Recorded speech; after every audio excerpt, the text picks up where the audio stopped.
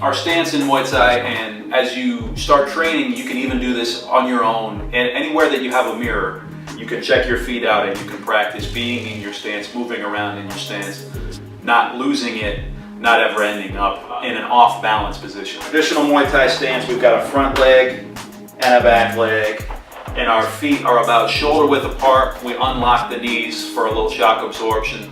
Hands are up on our cheeks, and our elbows rest over where our ribs are. When people are first working on the mat, more often than not, you'll see them start off. You can start them off in the correct stance, but more often than not, they're going to drift one of two ways. If they're not used to working and coming back to this same stance, and it hasn't become natural to them yet, you're going to see them either drift this way, right? You guys are my target, right? So say my partner who's holding pads is right in front of me there. You'll see somebody drift this way to where their feet are now in a line like this.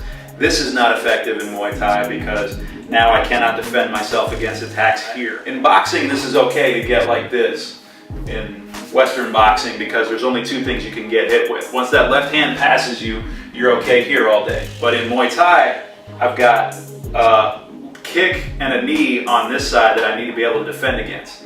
So as soon as you turn yourself like this, you give all that away. Your opponent has that kick and that knee as much as they want.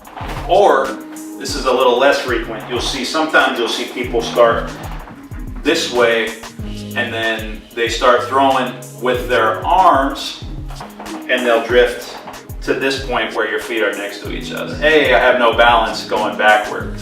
So if my feet are next to each other like this, there's nothing bracing me back here. So if I'm fighting like this and I get hit, I'm just gonna go backwards. There's no back foot for me to plant on, right, and to spring off of. And B, if your feet are next to each other like this, you lose your ability to pivot.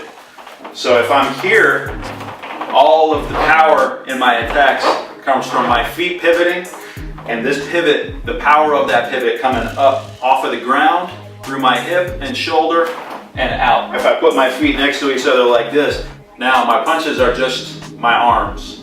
I've taken away my ability to pivot. So as you're working, I know that you guys, when you're new to it, you want to show your power, right? You want to show that you're invested in this. You want to be impressive, you know, you want to crush those pads and everything.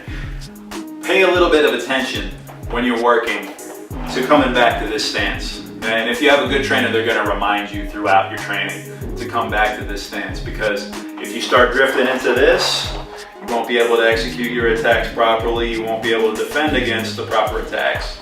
And if you drift into this, you won't be able to either. Whatever attacks you throw, right? You're working on the pads, boom, boom, right? Maybe you come into this, boom, boom. When you get done, you're gonna come back to this same stance. Back foot, front foot, knees unlocked, shoulder width apart. This is very important, okay? Don't wanna end up here. You wanna keep shoulder width apart. This can make the difference for your entire career. Coming back to a stance with good balance and having a good stance with good balance and improving that over time. Come train with me.